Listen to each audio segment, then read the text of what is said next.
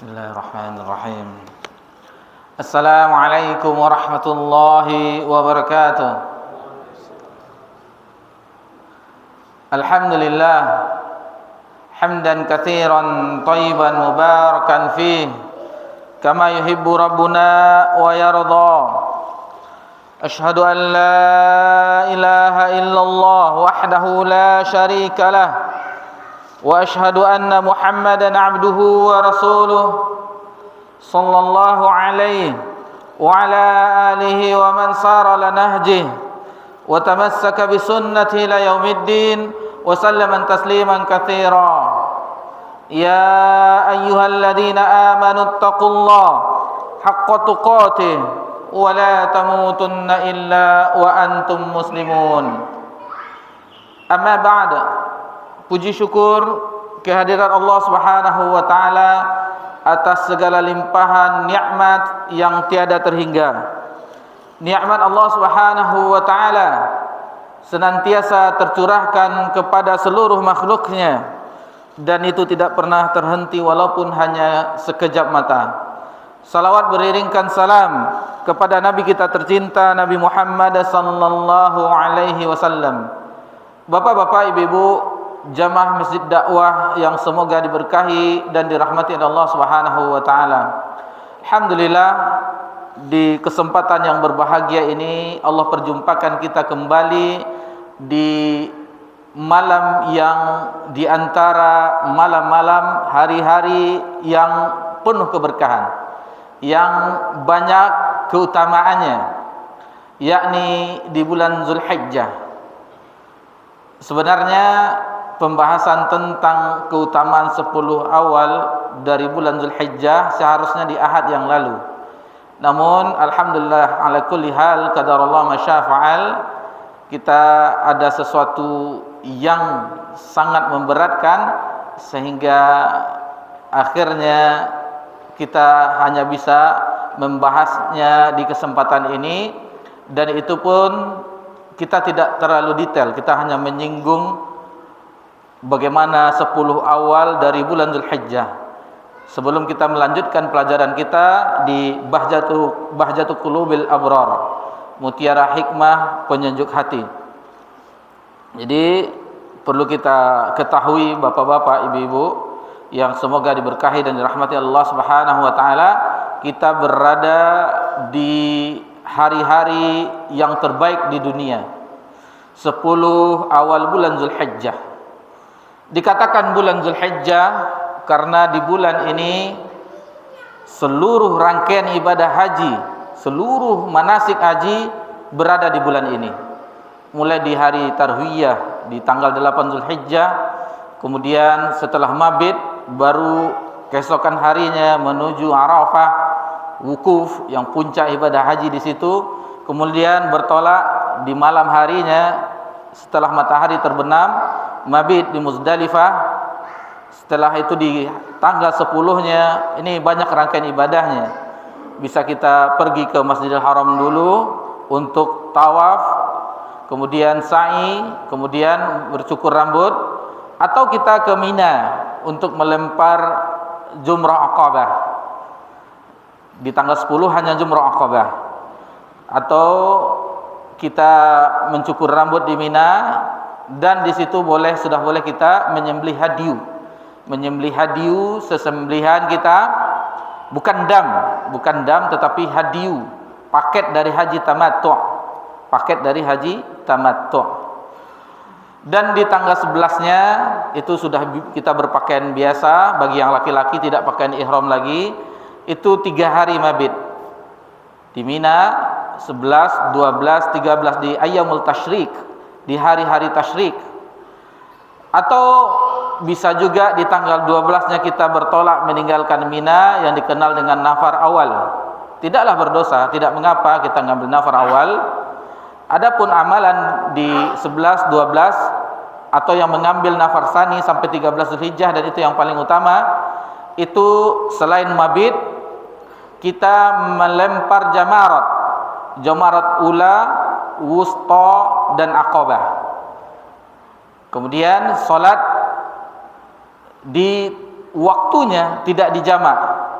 zuhur, asar, maghrib, isya, subuh di waktunya, tidak dijamak.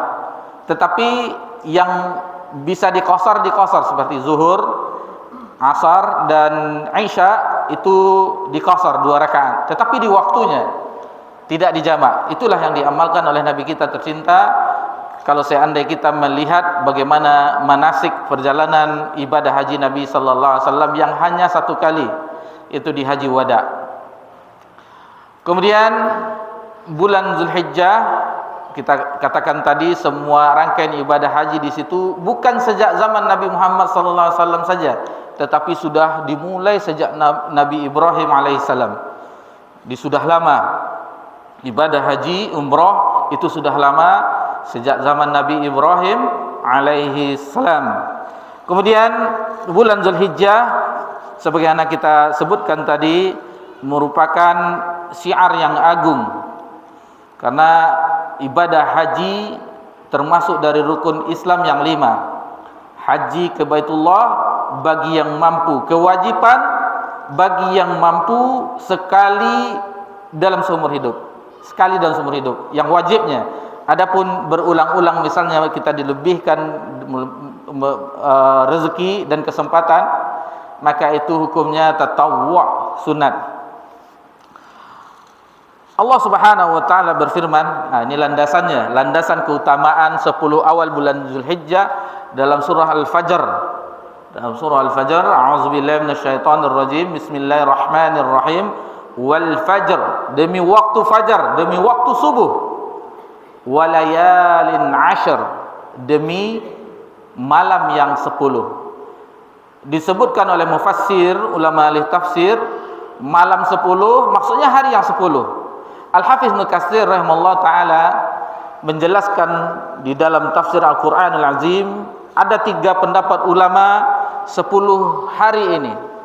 Ada yang mengatakan 10 awal dari bulan Muharram, bulan Al-Muharram, karena puasa Asyura sebelum diwajibkan puasa Ramadan itu hukumnya fardu. Puasa Asyura sebelum diwajibkan puasa Ramadan itu hukumnya fardu, karena puasa Ramadan diwajibkan di tahun kedua Hijriah setelah Nabi hijrah ke Madinah di tahun yang kedua.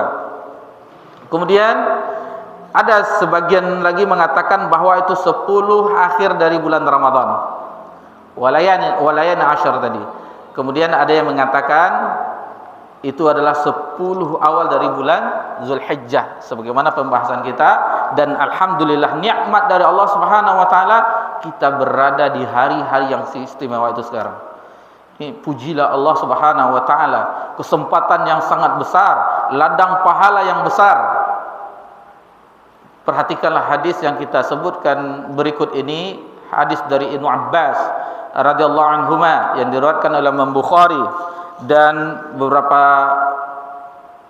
kitab sunan seperti Abu Daud dan yang lainnya menyebutkan, dan ini yang kita bawakan lafaz dari Imam Bukhari, ma min ayyamin, tidak ada suatu hari al-amalus salih fihinna ahabbu ilallah, yang padanya amal saleh apapun bentuknya. Di sini amal saleh, seluruh amal saleh apapun bentuknya, baik itu membaca Al-Quran, tilawah Al-Quran, baik itu berzikir, bertakbir, bertahlil, bertahmid. Jadi kalau kita duduk-duduk tidak ada pekerjaan, atau bagi ibu-ibu kita, wanita muslimah, misalnya memasak di dapur, takbir. Karena Abu Hurairah radhiyallahu anhu dan sahabat yang lainnya, mereka ketika sudah masuk bulan Zulhijjah bertakbir, bahkan di pasar, sehingga pasar bergemuruh dengan suara takbir. Dan ini adalah salah satu, disebutkan ulama di zaman kita, salah satu sunnah yang ditinggalkan. Coba kita takbir sekarang, capek na rayo pajagomo. Karena kita kebiasaan di malam 10 Zulhijjah, besok hari raya Idul Adha, di malamnya kita takbiran. Tetapi sahabat Nabi Abu Hurairah dan yang lainnya itu mengamalkan setelah terbenam matahari masuk 1 Zulhijjah, mereka sudah mulai bertakbir. takbir mutlak dimanapun, apapun, di pasar atau bagi yang berkendara pakai sepeda motor, mobil, menyetir mobil, takbir. Karena nilai ibadah kita di bulan ini itu disebutkan di dalam hadis ini, min hazil ayyamal ashar, di hari yang 10 ini itu lebih dicintai oleh Allah Subhanahu wa taala. Faqalu, lalu para sahabat bertanya, ini amalan yang paling dicintai.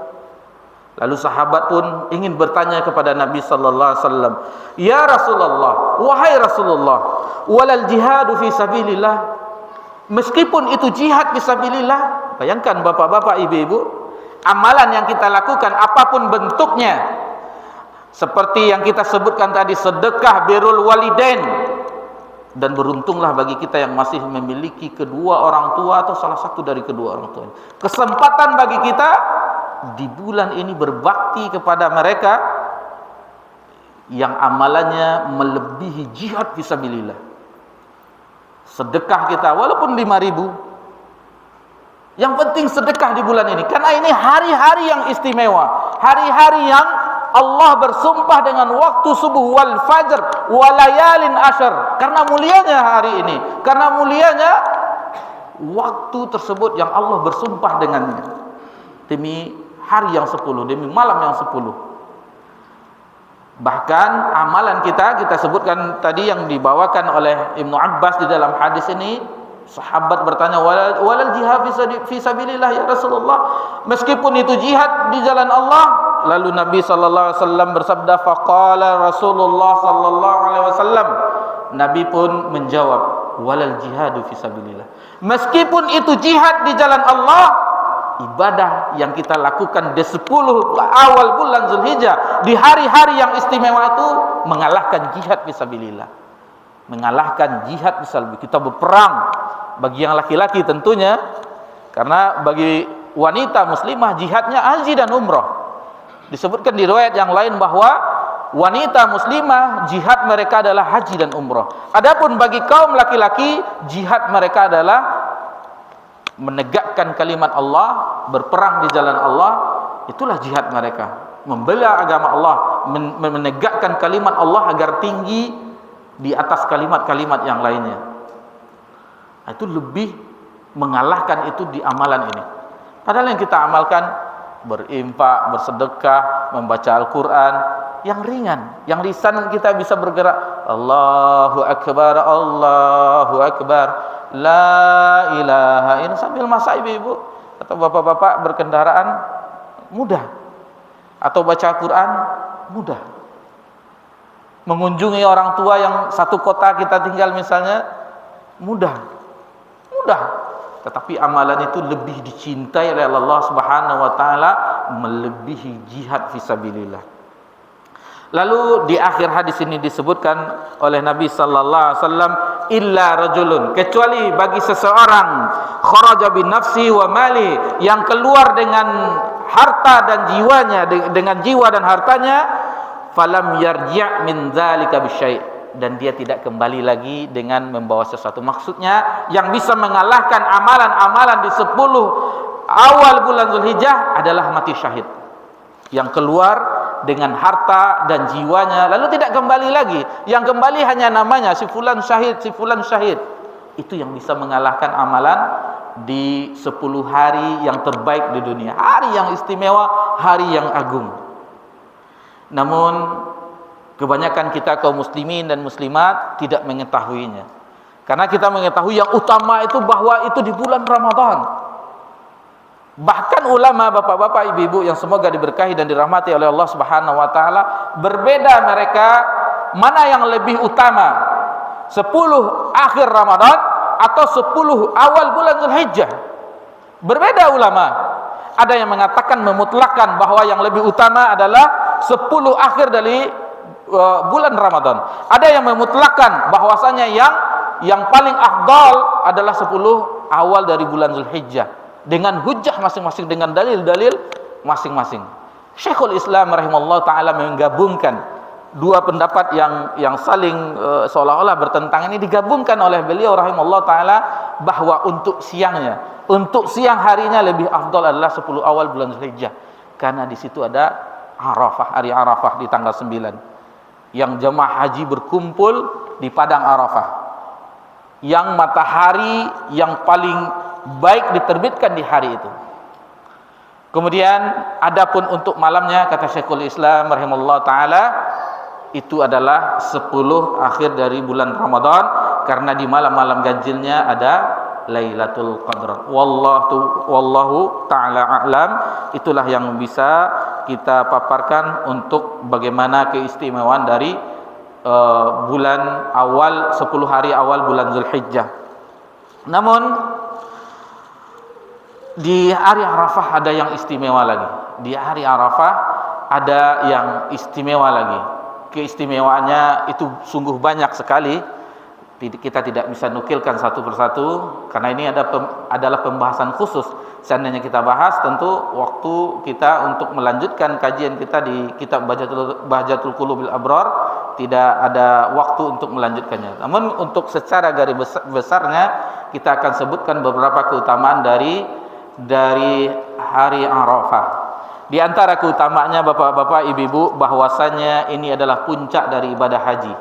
Bagi yang berhaji, yang Allah beri kesempatan menjadi duyufur rahman untuk tahun ini adalah puncak ibadah haji. Apapun kondisinya, misalnya dia sedang sakit keras, diinfus, itu tetap dibawa pakai tandu, tetap wukuf di Arafah. Karena kalau tidak sah hajinya, harus diulang di tahun berikutnya.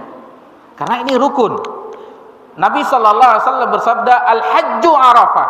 Haji itu di Arafah. Yang waktunya sangat singkat, sekitar 6 atau 7 jam. Dimulai dari zawal, tergelincirnya matahari, masuknya waktu zuhur. Kemudian biasanya ada khutbah Arafah, dijama antara zuhur dan asar, maka sampai terbenamnya matahari. Waktu yang sangat singkat, itulah waktu yang terbaik diterbitkannya matahari. Dan di hari Arafah ini adalah hari yang banyak Allah Azza wa Jal membebaskan hambanya dari api neraka. Sebagaimana hadis dari Ummul Mukminin Aisyah radhiyallahu anha, diriwayatkan oleh Muslim, An-Nasa'i dan Ibnu Majah di dalam sunannya, ma min yaumin aktsara min ay yu'tiqallahu fihi 'abdan minan nar min yaumi Arafah. Jadi tidak ada hari yang mana Allah Azza wa Jal lebih banyak membebaskan hambanya dari neraka melainkan di hari Arafah. Wa innahu layadununa thumma yubahi bihimul malaikah fayaqul. Jadi Allah Subhanahu wa taala mendekat ke hambanya. Mendekat maksudnya turun ke langit dunia, lalu membanggakan di hadapan malaikat, fayaqul, lalu bersabda, ma arada haula, apa yang mereka inginkan. Adapun di riwayat yang lain, riwayat Imam Ahmad, yang maknanya bahwasanya Allah tabaraka wa taala turun ke langit dunia sebagaimana lafaz sebelumnya, lalu Allah membanggakan di hadapan malaikat. Bayangkan bapak-bapak, ibu-ibu, duyufur rahman, tamu-tamu Allah dibanggakan di langit di hadapan malaikat, di padang Arafah. Kata ulama, padang Arafah itu adalah miniatur dari padang mahsyar. Padang mahsyar manusia dibangkitkan tanpa berpakaian, tanpa beralas kaki, tanpa dikhitan. Sementara di padang Arafah bagi laki-laki itu hanya memakai 2 helai pakaian. Pakaian ihram yang bagian bawah dan bagian atas tanpa ada yang lainnya. Bahkan celana dalam pun tidak. Itu pakaian ihram dan itu sama semuanya. Baik dia seorang yang mulia kedudukannya ketika di dunia, maksudnya di negaranya, presidenkah dia, menterikah dia, bupatikah dia, atau dia hanya orang yang kita ketahui banyak mengumpulkan puluhan tahun, 5.000 sehari, sehingga di usia 70 tahunan akhirnya dia berangkat haji. Itu kita saksikan berita-berita bagaimana orang puluhan tahun sejak zaman dahulu, tahun 70-an atau 60-an menabung tiap harinya, akhirnya di tahun ini menjadi tamu Allah. Sama pakaiannya, sama di mata Allah Subhanahu wa taala ketika di padang Arafah. Lalu Allah tabaraka wa taala berfirman di hadapan malaikat membanggakan tamu-tamunya yang datang pada saat itu. Lalu Allah Tabaraka wa Ta'ala mengucapkan di firman-Nya, lihatlah bagaimana hamba-hambaku yang datang kepadaku dalam keadaan kusut, masai dan berdebu. Semuanya berdebu pada Arafah. Dan sekarang alhamdulillah ada tendanya, ada kipas anginnya, ada AC-nya bagi yang ONA plus, ada AC-nya, tenda VIP. Sudah banyak. Sementara dahulu mereka di zaman Nabi itu di Jabal Rahmah itu ada bukit, di situ mereka. Paling ada pepohonan yang tidak bisa melindungi dari panas.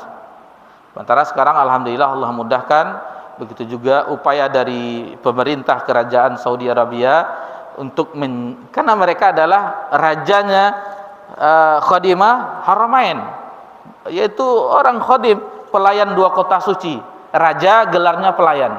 Bayangkan, raja biasanya paduka, baginda, Sri Langit dan ini semua. Ini khadimah Haramain, pelayan dua kota suci. Itu gelar raja. Jadi mereka berupaya agar menjamu, ya walaupun sedikit bagi bapak-bapak ibu-ibu yang diusir oleh askar itu biasa. Ya haj, yalah tarik itu biasa itu.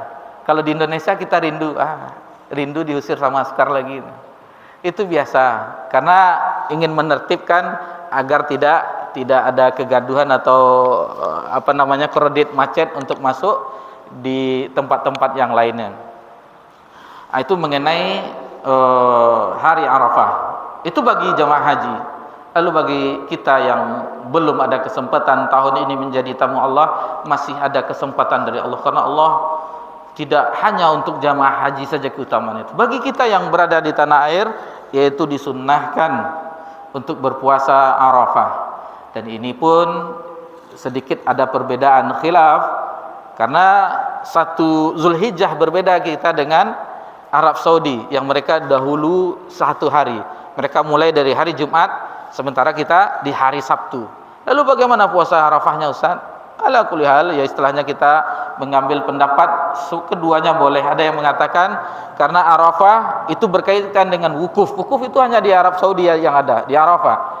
Lalu di tanggal penanggalan puasa Arafah itu, di penanggalan di Indonesia itu tanggal 8. Sementara mereka wukuf di Saudi Arabia itu tanggal 9 Zulhijjah. Maka itu berbuka. Adapun hari rayanya ikut pemerintah Indonesia. Itu pendapat yang lain. Adapun pendapat yang lain yaitu tetap ikut bagaimana keputusan pemerintah. Mana yang kita anggap yang tenang hati kita, silahkan dilakukan tanpa harus bersikeras. Oh ini yang kuat, karena kita tidak ada ilmunya di sini.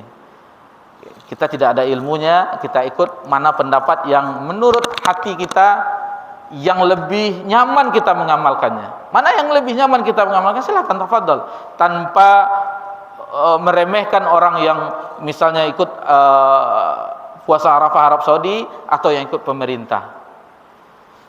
Ada sebuah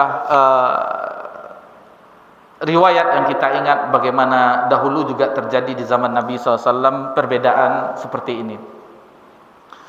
Di suatu safar ada di antara mereka para sahabat yang berpuasa dan ada yang berbuka.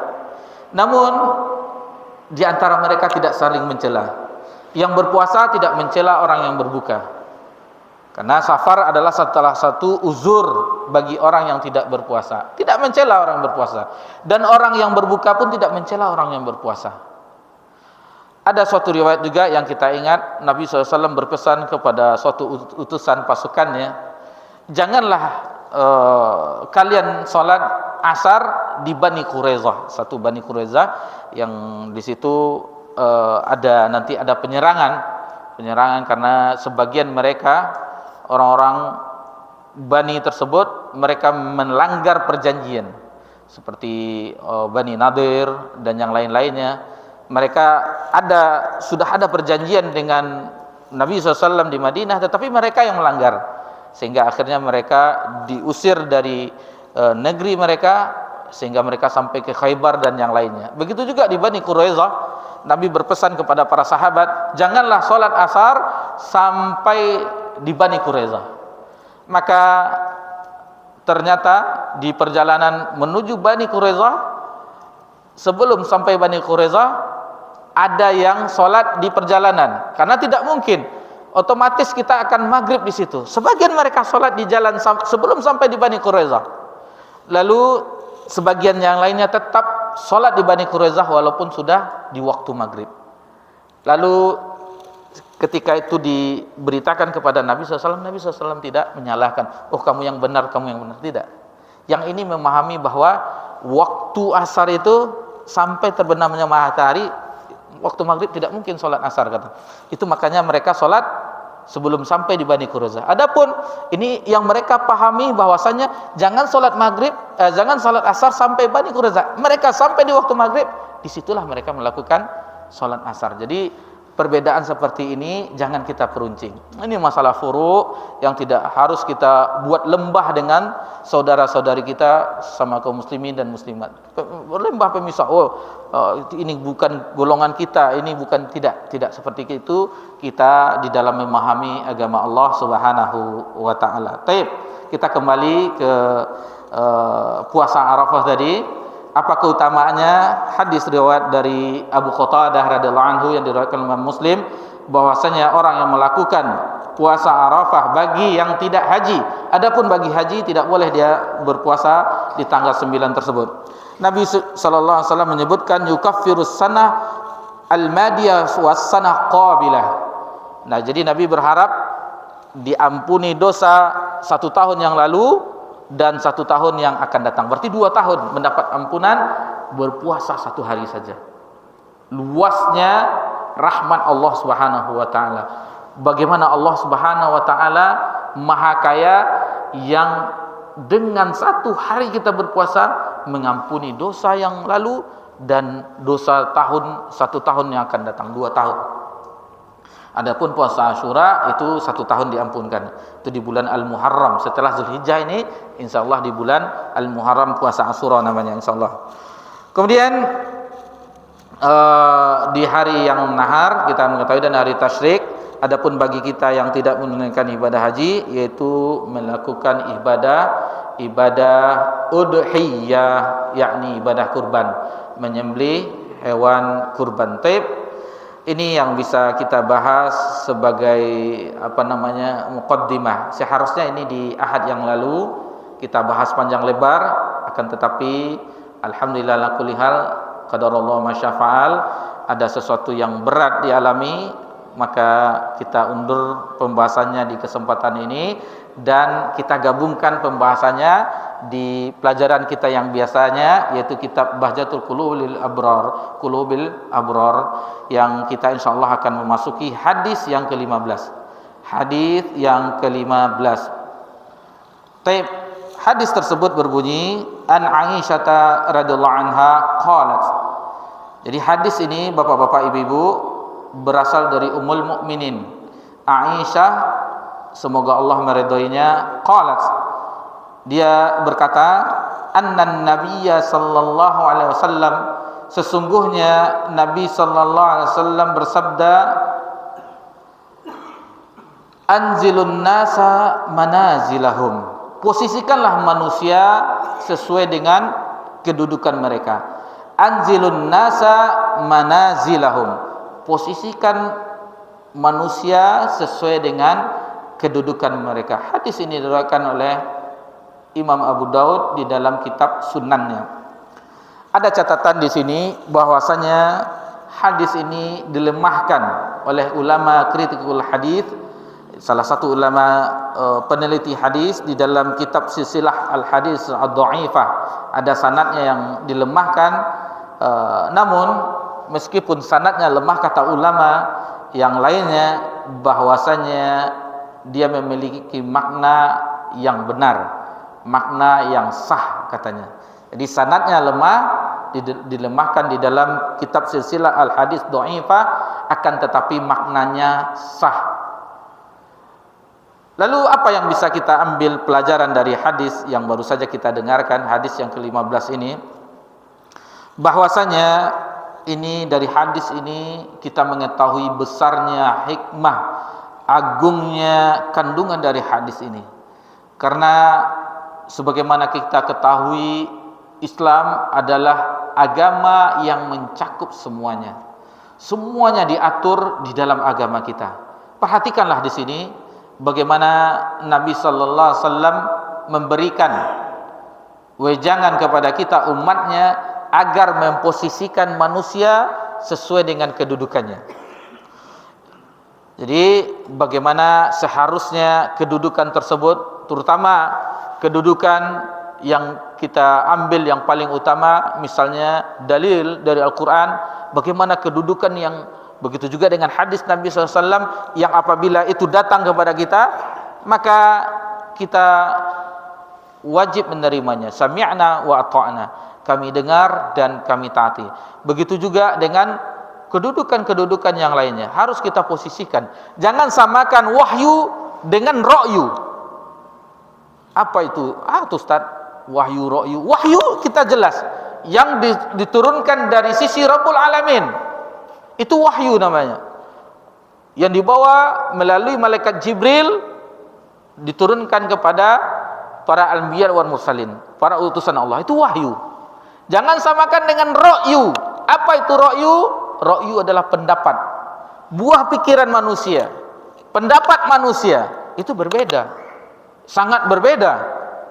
Jadi ada pendapat mengatakan begini, tetapi bertentangan dengan dalil, dengan hadis perkataan Nabi SAW, maka tinggalkanlah pendapat ini, ambillah hadis Nabi SAW. Begitu cara kita beragama. Begitu cara kita beragama. Jadi kalau ada suatu hadis Nabi SAW yang sahih, yang sah, lalu ada pendapat-pendapat yang lain, apapun bentuk pendapatnya, apakah dia ulama, apakah dia syekh, apakah dia habib, apakah dia ustadz, apakah dia kiai, bertentangan dengan hadis Nabi SAW, maka tinggalkanlah seluruh pendapat. Kita harus berpegang kepada hadis Nabi SAW. Begitu cara kita beragama.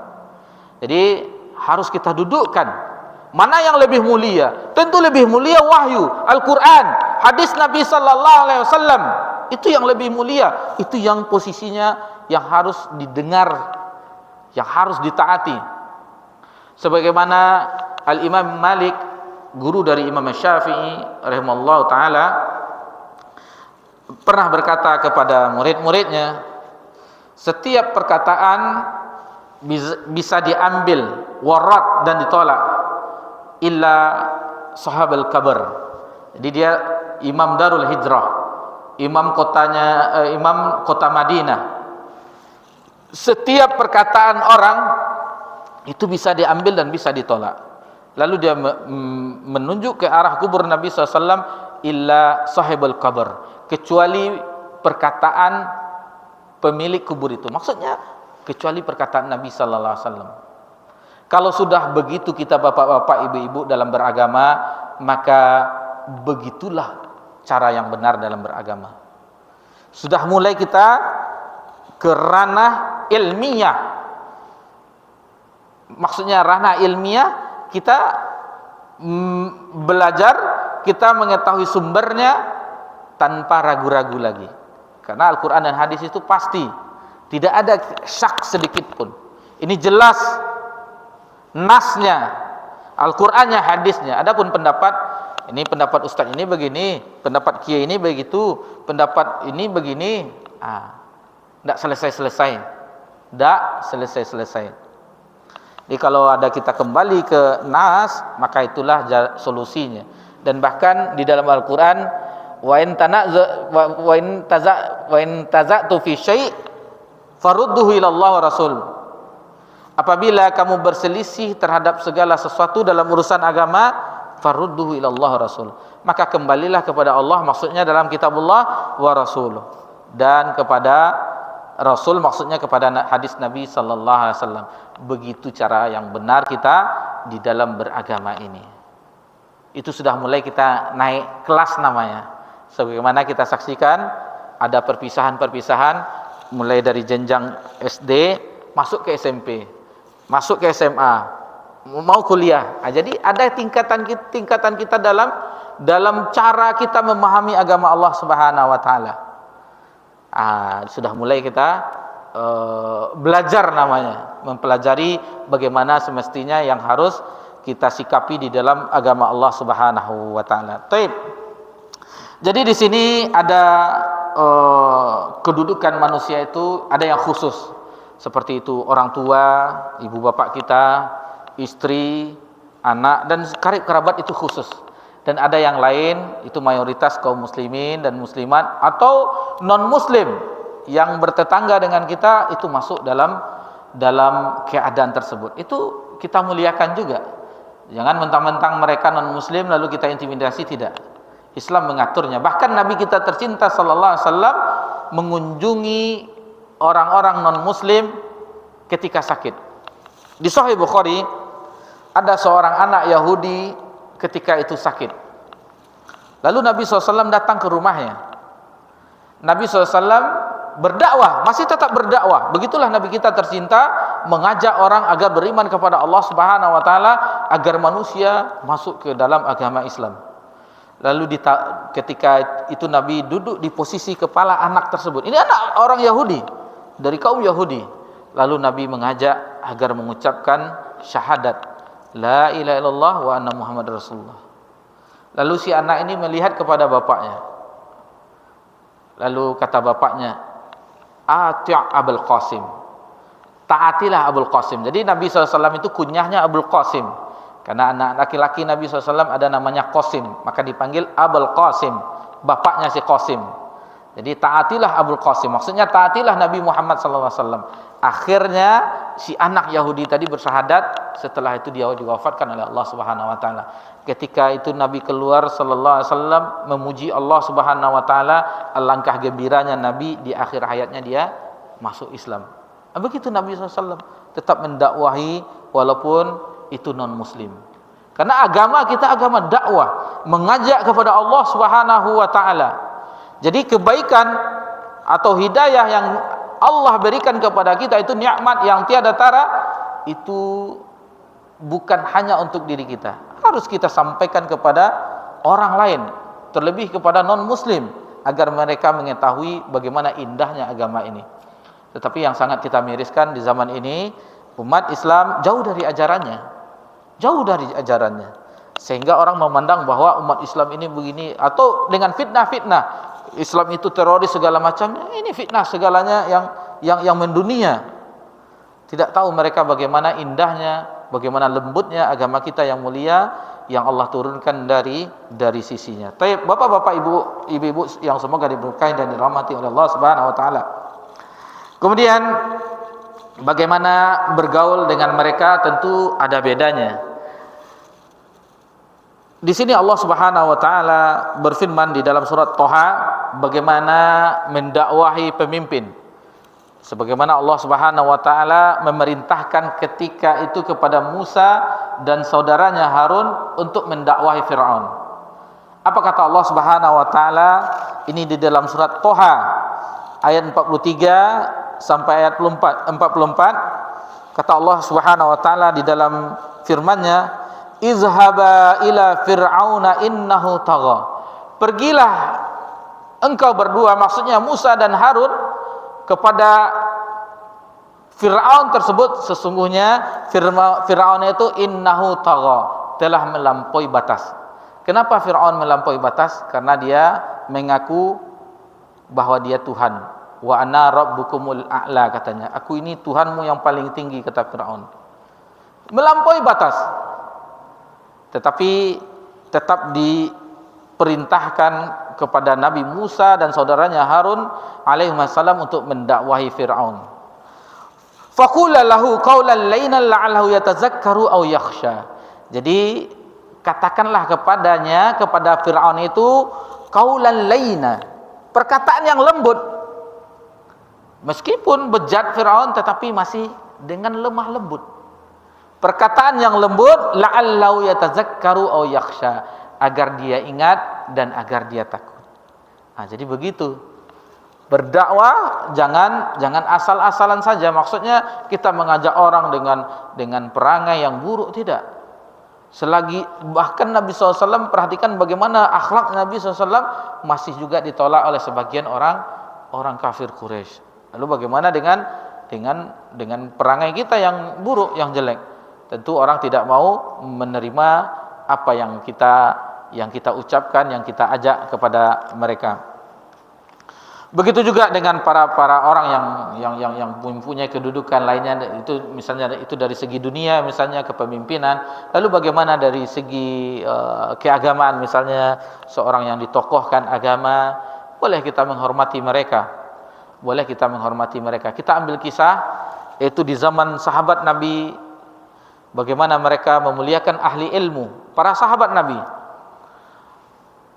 Abdullah bin Abbas radhiyallahu anhu adalah sepupu Nabi SAW, anak dari paman Nabi, Abbas bin Abdul Muttalib. Dia ingin mempelajari sesuatu ilmu ini setelah Nabi SAW wafat. Lalu datanglah dia kepada Zaid bin Thabit, seorang sahabat yang mengetahui bagaimana penafsiran Al-Quran. Dia mendatangi Zaid bin Thabit di waktu siang, yang ketika itu Zaid bin Thabit sedang beristirahat siang. Apakah Abdullah bin Abbas mengetuk pintunya, Assalamualaikum, salam? Tidak. Dia tetap di luar menunggu sampai Zaid bin Thabit keluar dari rumahnya. Setelah itu dia lihat Abdullah bin Abbas dengan keadaan menunggu seperti itu. Lalu dia katakan, apa keperluan engkau wahai Ibnu Abbas? Lalu Abdullah bin Abbas mengatakan bahwa saya begini-begini ingin mempelajari agama Allah Subhanahu wa taala. Kenapa tidak diutus saja orang agar aku yang datang ke situ? Lalu kata Abdullah bin Abbas, ilmu itu yaitu kita yang mencarinya, bukan dia datang. Kita yang mencarinya. Namun di kesempatan lain, Abdullah bin Abbas itu kendaraannya dia pernah kekang misalnya kuda itu, tali kekangnya pernah digiringnya yang di atasnya Zaid bin Thabit. Janganlah begitu. Jadi malu dia Zaid bin Thabit dihormati seperti itu. Beginilah kami diperintahkan agar memuliakan ilmu, kata Abdullah bin Abbas. Tapi jangan seperti ini, karena Zaid bin Thabit malu, karena ini adalah ahlul bait, sepupu dari Nabi sallallahu alaihi wasallam, anak pamannya. Lalu satu ketika turun, maka diciumnya tangan Abdullah bin Abbas. Abdullah bin Abbas kaget, kenapa ini? Beginilah kami diperintahkan untuk memuliakan ahlul bait Nabi sallallahu alaihi wasallam. Jadi begitulah mereka saling menghormati, bagaimana mengetahui kedudukannya. Jadi sang ayah harus mengetahui bagaimana kedudukannya, sang ibu, begitu juga anak-anak harus mengetahui kedudukannya. Jadi ada yang harus dihormati, ada yang harus disayangi. Orang tua dihormati dan kita berbakti kepadanya, dan anak-anak pun disayangi. Jangan mentang-mentang anak dimaki-maki atau segala macamnya. Dan cocoklah di ranah Minang ada ampek kato yang kita dengar, bagi bapak ibu-ibu yang berasal dari ranah Minang.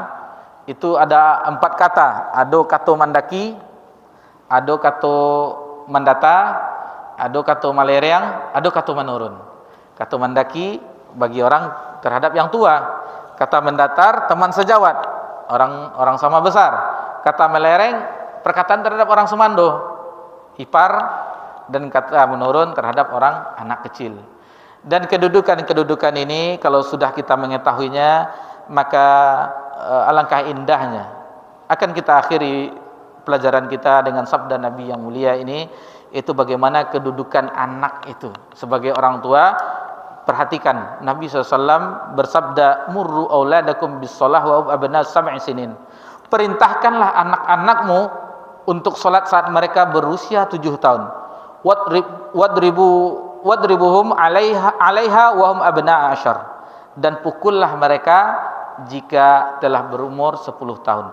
Bagaimana kedudukan di 7 tahun diperintahkan. Adapun 10 tahun tidak mau juga dipukul. Tentu pukulnya tidak membahayakan.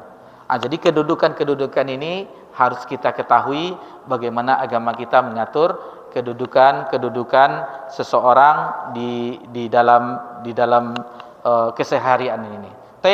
Mohon maaf jika ada kesalahan di dalam penyampaian. Insyaallah pelajaran ini akan kita lanjutkan di pertemuan-pertemuan berikutnya.